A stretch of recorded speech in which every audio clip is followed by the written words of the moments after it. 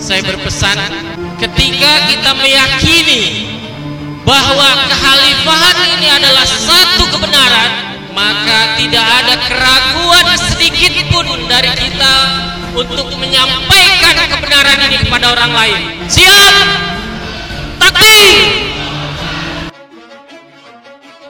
Gerakan revolusioner perlawanan terhadap negara itu selalu dimulai dengan wacana daulah khilafah Islamiyah ini. Semua artinya begini, kalau memang ini beririsan dengan kepentingan Islam secara ajaran, secara tafsir, tentunya negara-negara Arab tidak melarang gerakan ini. Tapi karena ini adalah politisasi agama, gerakan-gerakan politik yang dijubahkan agama, maka kemudian negara-negara Arab melarang itu.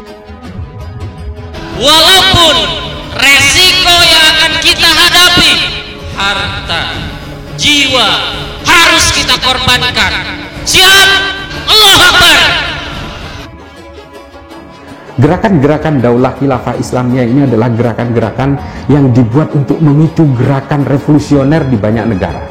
Ini dicetuskan pertama kali oleh Said Qutb melalui tafsir Al-Quran namanya Fi Dhilalil Quran, lalu kemudian diteruskan dengan manifesto politik Islamnya Said Qutb dalam Ma'alim fil Thariq. Jadi memang daulah khilafah ini di mana-mana selalu dimunculkan untuk men-trigger masyarakat supaya melakukan perlawanan terhadap negara. Visi dan misi kita udah jelas, an aqimuddin wa la tatafarraqu fi. Mudah-mudahan kita sempat melihat itu. Allah tegakkan din di muka bumi, walaupun tidak utuh, minimal kita lihat daunnya sudah tumbuh, kita lihat daunnya mulai meninggi, kita lihat bunganya mulai merebak.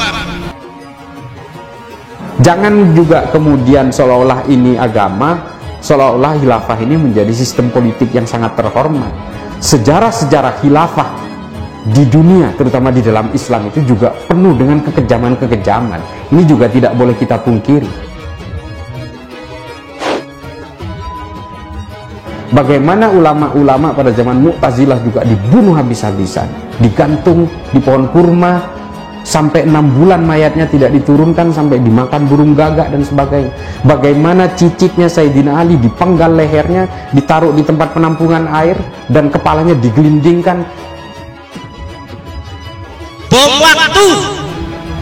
Kita hari ini menunggu waktu. Waktu sebagaimana Nabi Musa mendapatkan kekuasaan atas dasar ketentuan Allah. Yang dikejar-kejar musuh, yang dimusuhi, yang diusir, yang ditindas, sampai Allah berikan kekuasaan. Mana ada pemerintahan yang permisif terhadap penolakan atau pemberontakan atau resistensi? Tidak ada. Artinya jangan kemudian khilafah ini seolah-olah suci, luhur, ini pasti lurus, tegak, bullshit. Saya kira saya tidak.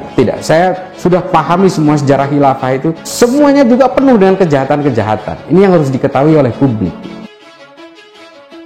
Sebagaimana Nabi Nuh, sebagaimana Nabi Isa, Ibrahim, sampai Nabi Muhammad. Hari ini kita nunggu bom waktu.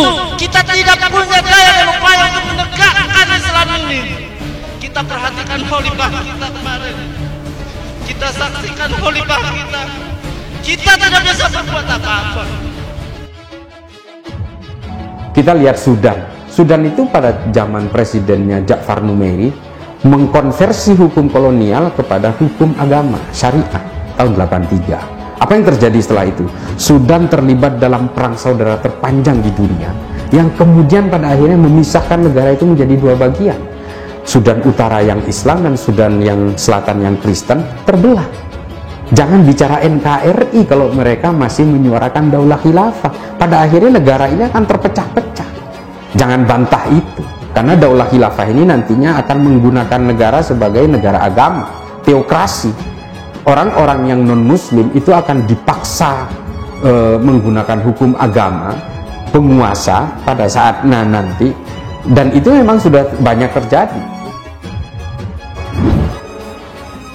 Baik itu dalam hal pemerintahan, sebagaimana kita yakin terhadap setiap janji Allah dan Rasulullah.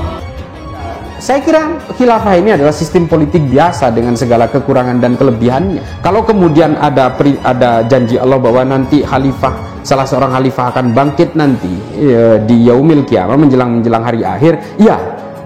Tapi ini kan janjinya Allah. Masa manusia yang heboh, manusia yang repot ingin mewujudkan? Nah, janji Allah inilah kemudian yang dipakai oleh beberapa orang tertentu untuk dipolitisir, seolah-olah ya udah kita ini harus wujudkan ini karena ini janjinya Allah. Lah, janjinya Allah juga kiamat loh. Kiamat ini juga janjinya Allah. Kenapa mereka nggak sibuk untuk mewujudkan kiamat lebih cepat nih? Menurut Direktur Eksekutif Jaringan Moderat Indonesia, Islah Bahrawi mengatakan, Felix Xiao tidak memahami nasionalisme yang diajarkan oleh Nabi Muhammad SAW. Dikutip dari akun Instagramnya, menurut Islah Bahrawi, dia masih saja terusik dengan pernyataan Felix Xiao yang mengatakan secara terbuka bahwa membela tanah air tidak ada dalilnya dalam agama. Ini menjadi persoalan yang sangat serius, mengingat dampak pendevaluasian integritas negara akan berlaku kepada siapapun yang meyakini pernyataan itu. Dia mungkin kurang memahami akar historis nasionalisme yang pernah dipraktikkan Rasulullah di Madinah. Mampukah kita berperang? Mampukah kita melawan hari ini yang menzolimi diri kita, menzolimi ulil amri kita? Tapi kita tetap kuat dan berdoa dan harap sama Allah. Ada waktunya nanti Allah memberikan kekuatan dan kekuasaan bagi kita. Takbir! Hari ini kita harus royal kepada Allah. Kemudian pemerintahan sekarang ini hanya mengkriminalisasi ulama segala macam. Ini masih mending dituduh kriminalisasi ulama. Zaman dulu itu khilafah itu membunuh para ulama. Banyak sekali. Mari kita buka-bukaan sejarah, tarikh At-Tabari kita buka, Ibnu Athir, Ibnu Katsir, Imam Suyuti, Ibnu Mas'udi, semua menceritakan bagaimana kekejaman khilafah pada zaman Bani Umayyah, Bani Abbasiyah, Bani Ottoman, Bani Umayyah jilid kedua di Andalusia, semua kejam. Soal nasionalisme pada dasarnya telah rampung pada era Nabi Muhammad SAW. Dengan mewajibkan keterlibatan semua laki-laki penduduk Madinah beragama apapun untuk terlibat dalam perang melawan serbuan kafir Quraisy. Logika dasarnya, ini bukan perang agama, melainkan perang yang mengancam entitas negara. Oleh karenanya, Nabi melibatkan umat beragama lain yang juga rakyat Madinah. Artinya, jangan kemudian khilafah ini seolah-olah suci, luhur, ini pasti lurus, tegak. Bullshit. Sudah pahami semua sejarah khilafah itu, semuanya juga penuh dengan kejahatan-kejahatan. Ini yang harus diketahui oleh publik. Bagaimana Sayyidina Utsman dibunuh, bagaimana Sayyidina Ali juga dibunuh, bagaimana Sayyidina Husain dipenggal, lehernya ditancapkan ke ujung pedang dan diarak di jalanan di Damaskus. Dalam perang Uhud, seorang rabi Yahudi pemimpin suku Ta'labah bernama Mukrai gugur di medan perang. Inilah jejak nyata praktek nasionalisme dari Kanjeng Nabi pada masa itu.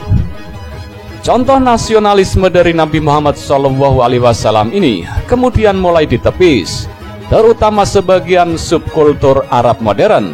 Sejak munculnya pemahaman baru dengan obsesi arus politik utama, khilafah, sistem politik ini tidak menghendaki batas negara yang dianggap warisan imperialisme. Ketika di Cordoba, khalifah di Cordoba itu menganggap ada 300 ulama dari Toledo akan melakukan pemberontakan terhadap kekuasaan dirinya. Dia dibakar, disalib di pinggiran sungai Guadalquivir. Ulama semua, sesama Islam. Dan bagaimana kisah-kisah tentang perang Jamal, perang Siffin di dalam Islam, yang memfitnah satu sama lain sesama umat Islam, hanya ingin tujuannya politik. Ini sejarah-sejarah kelam yang harus kita ketahui bahwa khilafah ini persoalan ideologi politik, tidak ada lagi. Dan politik itu memang selalu menggunakan agama supaya kejahatannya itu selalu terlihat terhormat. Ini biasa. Di kawasan Arab, pertentangan nasionalisme dan agama memang tidak pernah lepas dari diskursus dan polemik. Nasionalisme cenderung luntur, karenanya konsep pan-islamisme dan pan-arabisme pun gagal menyatukan bangsa Arab. Postulat politik rawan konflik inilah yang berusaha diusung ke negara kita belakangan ini dalam berbagai kemasan. Apa yang Anda lakukan jika Felix Xiao sebut Indonesia negara togut? Ironisnya, Nilai nasionalisme dan patriotisme ala Madinah yang tidak membatasi keimanan ini justru lebih dihargai dengan diadopsi oleh banyak filsuf barat. Habermas dan Steinberger merumuskan Verfassungspatriotismus atau patriotisme konstitusional yang dirasionalisasi persis seperti pasal pembelaan negara berbasis pluralisme dan Piagam Madinah. Mencintai dan membela tanah air adalah dimensi universal umat manusia tanpa sekat. Binatang saja akan melawan jika sarangnya dilanggar, kata filsuf Karl Lowenstein. Sepertinya Felixio belum paham bahwa binatang juga bisa memberi pelajaran. Seperti diketahui, daftar penceramah intoleran dan radikal di tanah air belakangan beredar luas dan viral usai Presiden Joko Widodo atau Jokowi mewanti-wanti istri TNI Polri tak mengundangnya. Dalam daftar yang beredar luas itu, Ustadz Felixio kembali disebut sebagai penceramah intoleran dan radikal. Ini terlihat dalam daftar penceramah radikal terindikasi intoleran dan radikal yang beredar di grup-grup WhatsApp. Nama Felixio pun muncul dalam daftar tersebut dan berada dalam posisi nomor urut 2. Tak ketinggalan Ustadz Abdul Somad atau UAS pun masuk daftar 10 besar bersama Ustadz Felix. Hanya saja Ustadz Abdul Somad atau UAS menempati urutan kelima setelah Ustadz Fatih Karim dari Bogor. Bukannya menyampaikan protes, Ustadz Felixio justru membagikan tangkapan layar pesan WhatsApp bersih 10 daftar penceramah radikal itu dalam akun Instagram pribadinya. Dalam komentarnya, Ustadz Felix mengatakan, beredar viral 180-an nama penceramah radikal dan disarankan enggak boleh diundang dan didengar. Penceramah yang pernah dilabeli anggota HTI itu menambahkan bahwa tahun 2017 dirinya menjadi tokoh radikal nomor 2 setelah Habib Rizik Syihab. Sekarang jadi nomor 2 lagi, kapan aku bisa number 1? Ujarnya sambil memberikan emotikon tertawa. Selang beberapa hari setelah Presiden Joko Widodo atau Jokowi meminta TNI Polri tidak lagi mengundang penceramah radikal, Badan Nasional Penanggulangan Terorisme atau BNPT meminta jajaran kementerian, lembaga pemerintah hingga masyarakat harus ikut memberi perhatian. Direktur Pencegahan BNPT, Brigjen Ahmad Nur Wahid dalam keterangannya pada Sabtu 5 Maret 2022 menyebutkan bahwa paham radikalisme sejatinya adalah paham yang menjiwai aksi terorisme yang selalu memanipulasi dan mempolitisasi agama. Dia menyebutkan penceramah radikal jangan dilihat dari penampilannya, tapi dari isi materi ceramah yang disampaikan. Seperti itulah kita meyakini bahwa akan kembalinya khilafah ala minhajin nubuwah. Takbir! Bersama umat tegakkan khilafah. Takbir! Khilafah dibicarakan sama Sayyidina Ali dan Muawiyah menghasilkan perang besar setelah Rasulullah. Maka kemudian ketika Taqiyuddin An-Nabhani mencoba membicarakan khilafah di Palestina, tolak. Sampean mau ikut yang itu? Sampah. Saya tidak menganggap bahwa Islam ini jahat, Islam ini keras, tidak. Karena saya sendiri Islam, insya Allah saya dari kecil, dilahirkan di keluarga santri. Tapi begini, kalau kemudian Islam ini selalu digambarkan sebagai satu agama yang penuh dengan kekerasan, caci maki dan sebagainya, destruktif, anarkisme, terorisme, violent extremism, ini agama Islam ini lama-lama tidak akan punya daya tarik.